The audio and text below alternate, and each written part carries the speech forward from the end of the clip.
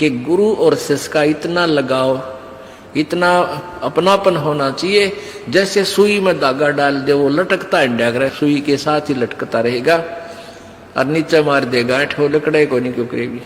तो ऐसे अपना लगाओ अपने सच्चे गुरु में इत लगा लो। तो ये हुआ गुरु शिष्य का प्रेम, गुरु शिष्य का जो आपस में संबंध। जब हम यहां से जाएंगे तो आपकी यहां से मृत्यु होगी, तो आपको गुरुजी ही इतना लगाव होना चाहिए गुरुदेव में कि हमने जो कुछ नहीं चाहिए, परमात्मा गुरुजी आज्ञा पाओ मेरे। तो वो फिर ऐसे आप सीधे वहीं पहुंच जाओगे जहां आशा था वासा हुई। तो अब जैसे गुरु और शिष्य का ऐसे लगाव होना चाहिए जो सुई में डोरा रे, तो ऐसे कहा कि फिर शब्द गुरु चित चेला रे।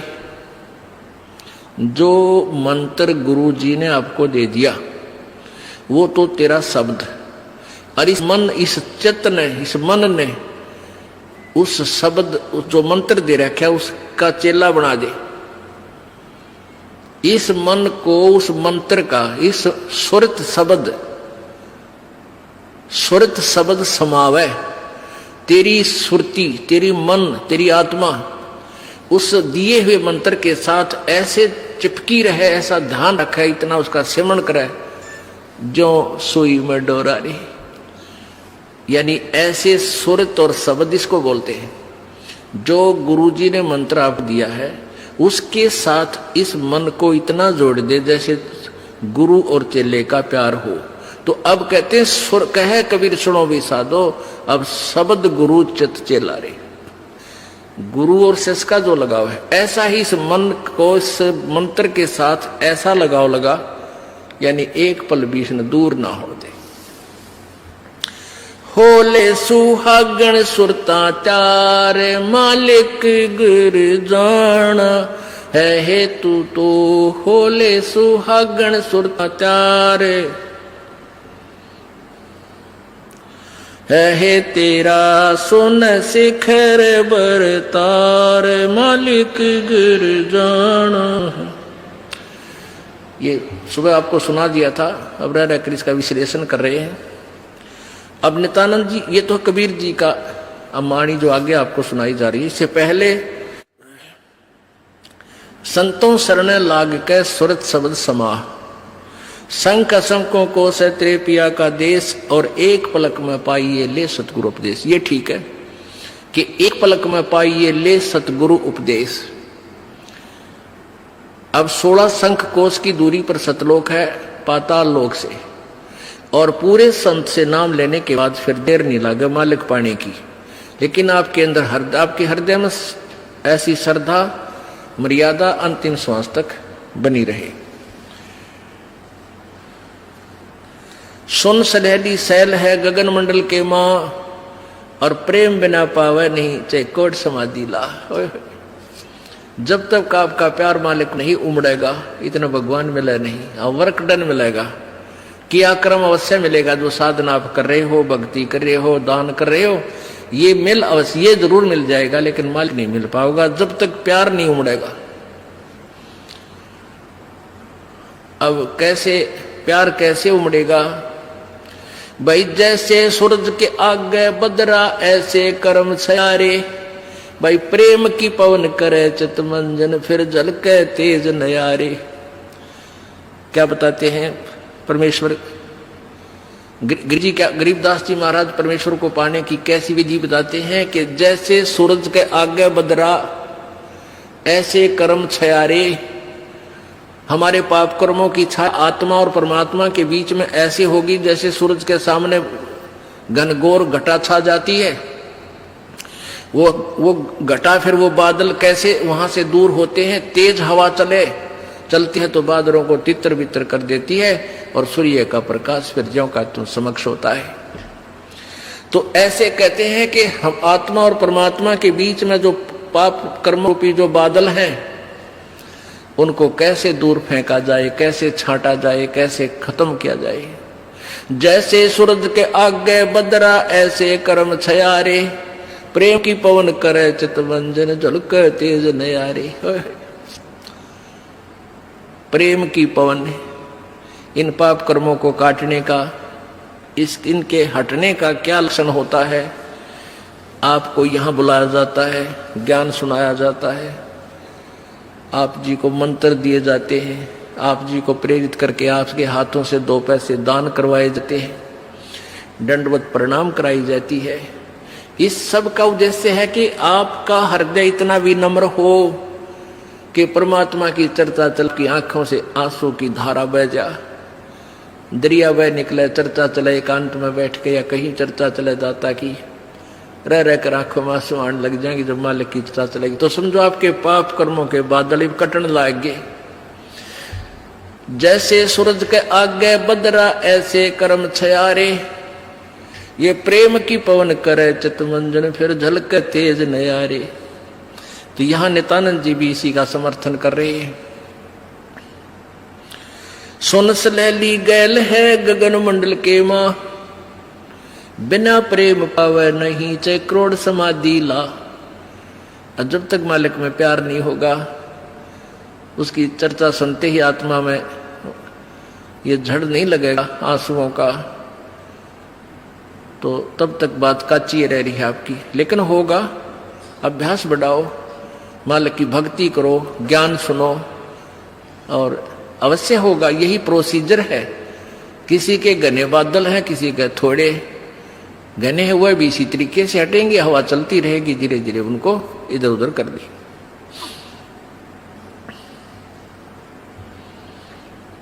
अब आपको बताया था कि जैसे नित्यानंद जी स्वर्ग सत्र के प्लेयर थे।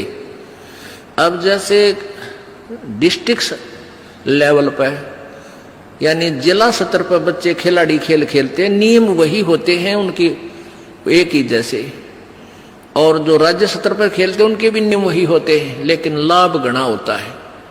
और जो राष्ट्रीय स्तर पर खेलते हैं नियम उनके भी वही होते हैं, और जो इंटरनेशनल लेवल पर खेलते हैं नियम उनके भी वही होते हैं। तो नित्यानंद जी जो बता रहे हैं ये वही नियम वही है। अब क्या बताया उस परमात्मा की यहां जाने का। परमेश्वर क्या बताते हैं, होले सुहागण सुरता त्यार तुझे माल्य के घर जाना है। अब सुहागण कौन है और कुंवारी कौन है?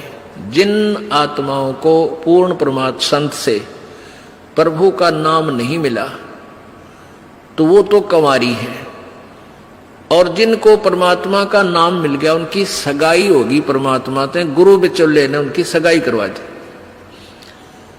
अब जिनको परमात्मा का नाम मिल गया तो आपकी सगाई होगी उस मालिक से, पूर्ण परमात्मा से, और गुरु बिचौले ने आपका यू नाता जोड़ दिया। तो इसलिए कहा कि होले सुहागण सुरता त्यार, जो उपदेशी आत्माएं हैं वो सुहागण हैं, और जिन्हें नाम नहीं लिया है वो अभी कुंवारी है। और जो सुहागण होगी जिसकी सगाई हो जाएगी तो वह इंतजार वही आशा कर सकती है पिया के घर जाने की। कुंवारी का भी कोई ऊद सूद नहीं होती, लेकिन तरीका यही है पिया के घर जाने का, उनको भी सगाई करवानी पड़ेगी, नाम लेना पड़ेगा, गुरु बनाना पड़ेगा।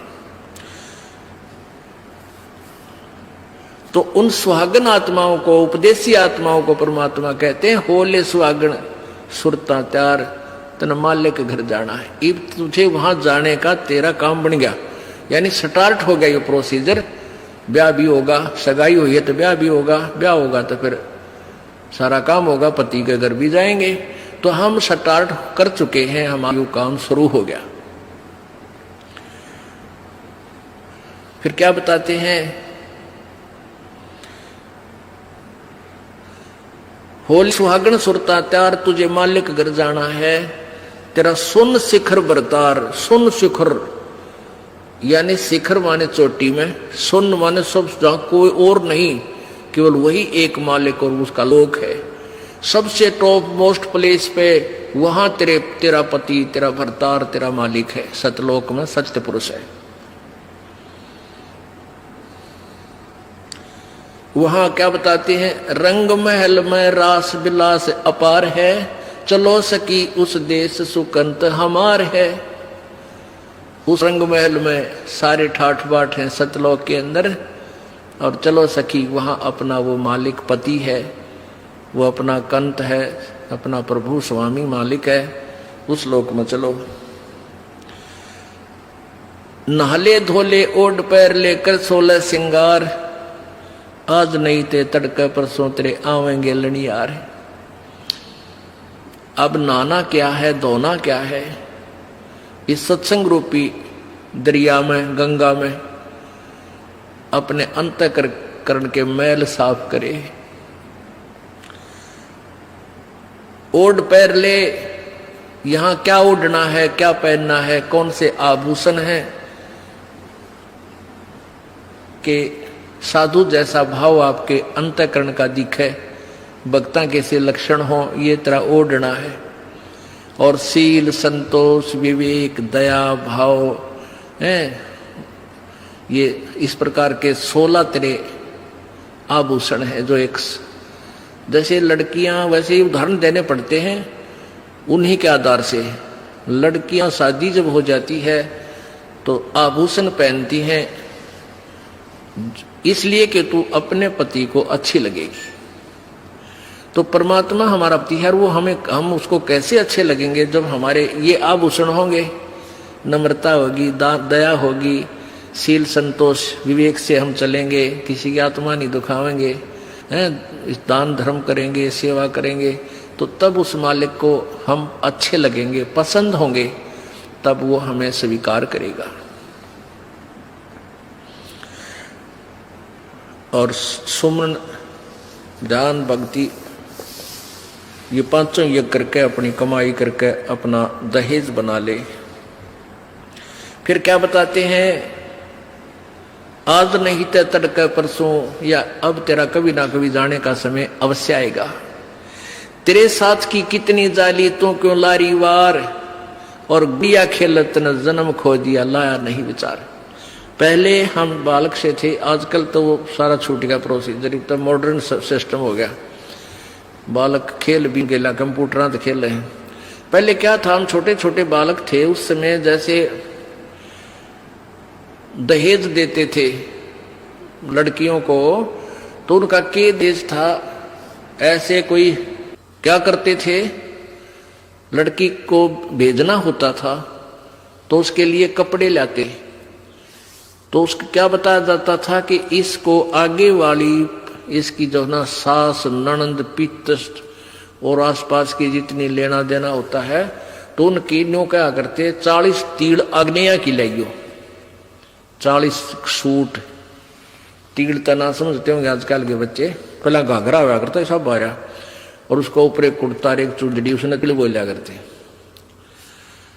तो न्यों क्या करते, ये 40, और पहले दिखा करते उसको भेजने से पहले लड़की को, गांव की औरतें आती थी गीत गाती हुई, और वो देखा करती, ये 40 तगलियां की हैं, ये 20 पछलियां की हैं, ये फलानियां की हैं, ये छोरी के हैं, ये दूसरे ससुरे की हैं, तो ऐसे बताते थे। तो वो छोटी लड़कियां होती थी ना, छोटी छोटी, पहले स्कूल स्काल को जाता नहीं था, वो अपने में टाइम पास कराया करती, कहता गोबर बिटोड़ा करती ना, फिर वो छोटी होती तो क्या करती थी, वो छोटे छोटे टुकड़े कपड़े सिलने के बाद दर्जियों पास हो जाते थे, उन इकट्ठे कर लेती और उनके ऐसी सतह बनता करके, और 40 न्यारी गिनकर दगाल लेती, एक गठड़ी बांध कर उसमें, और 20 न्यारी धर लेती, न्यों का, और एक गुड़िया बना लेती, एक खिलौना बना लेती, एक गुड़िया सी खिलौने की स्त्री सी, और उस गुड़िया ने फिर गेला गुड़िया ने बांध देती गठड़ी में, ये इसकी तीड़ अगलियां की, ये पछलियां की, और वो होते ही तीन चीथड़े कपड़े टुकड़े से, और उनमें तो दूसरा कोई भाई या बहन उसी के लेवल का, 1-2 साल बड़ा छोटा, और एक आधा टुकड़ा निकाल लेता ना उसकी तीड़ मत है, उस गठड़ी मत है, वो पोटली बांध रही थी वह, तो वह रोन लग जाती वह लड़की, अरे मेरी तीड़ काट ली, पापीटर रोवर रोटी नहीं खावे, और ओढ़ चीथड़े ने वह तीड़ बांध रही, वो सूट बांध रही पूरा, तो बालक थी। और जब उस बेटी वाली लड़की बड़ी हो जाती है, युवा हो जाती है, और फिर उसका ब्याह हो जाता है, उसका शादी हो जाती है, विवाह हो जाता है, फिर उसको वो ओरिजिनल तिल मिल रहा है, वास्तविक तिल मिल रहे हैं, उसने वो सूट मिल लेंगे 10-20 जो अभी उसके होते थे, तो फिर वह गुडिया लाना खेला है, क्योंकि वह सैनी होगी, वो मैच्योर होगी। तो पुण्यात्माओं, परमात्मा हमें क्या बताना चाहते हैं कि तुम यहां जो बेटा बेटी कार कोठी संपत्ति जोड़ने में जो तुम खेल खेल रहे हो, ये गुडिया वाला खेल है। और जब आप इतने मैच्योर हो जाओगे, आपका ज्ञान इतना स्वस्थ हो जाएगा, आपको ये पता लग जाएगा कि ये सब नकली सांग है, झूठा सुख है, अस्थायी टेम्परेरी रिलेशन है हमारा यहाँ पर, और हमारा स्थान सतलोक में है। तो फिर आप इन गुड्डा गुडिये के खेलने की फिर इच्छा नहीं कर सकते, सपने में भी नहीं कर सकते। अब जवान लड़की जब उसका ब्याह हो गया और उसके बाद वो ओरिजिनल सूट उसने मिले हैं, फिर उसने वह खेल कर दिखा दे गुडिया गिला, कदे नहीं खेल सकती। तो आपको जब ये रह कर ये ज्ञान इसलिए सुनाया जाता कि आपका इन गुड्डा गुडिया के खेल से मन हट जा, आप इतने मैच्योर हो जाओ, आपको वास्तविकता का पता लग जावे।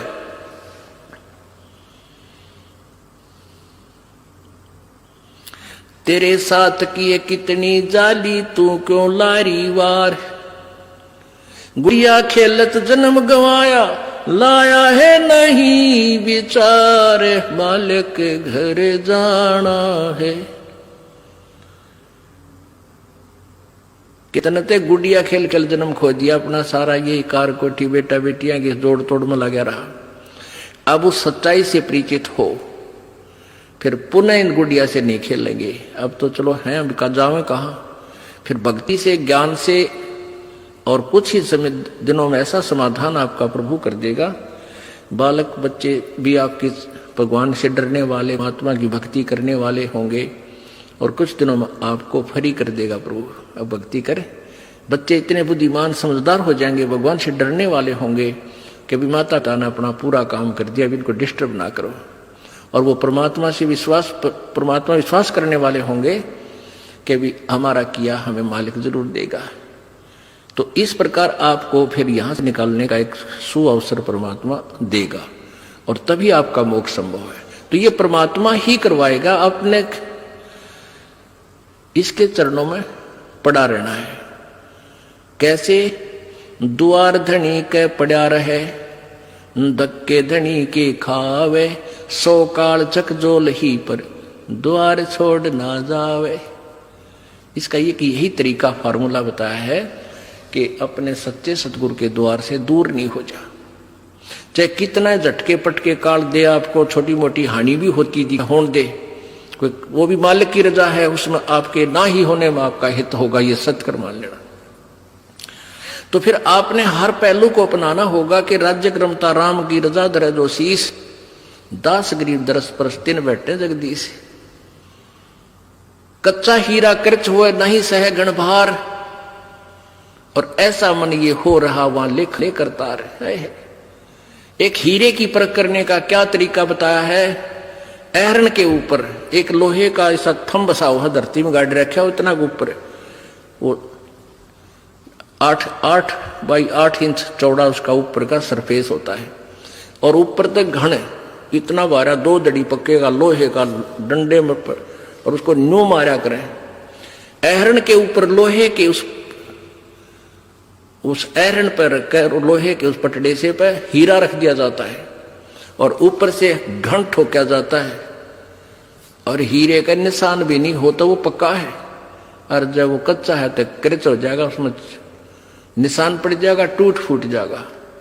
तो कहते परमात्मा तुम्हारा वहां ऐसे परीक्षा लेगा, आपको यहां से पार करने के लिए ऐसे घण मार के देखेगा। कच्चा हीरा कर्च हुए, नहीं सह घण भार, नहीं सह घण मार, और ऐसा मन यू हो रहे जहां फिर लेखा ले करता रहे।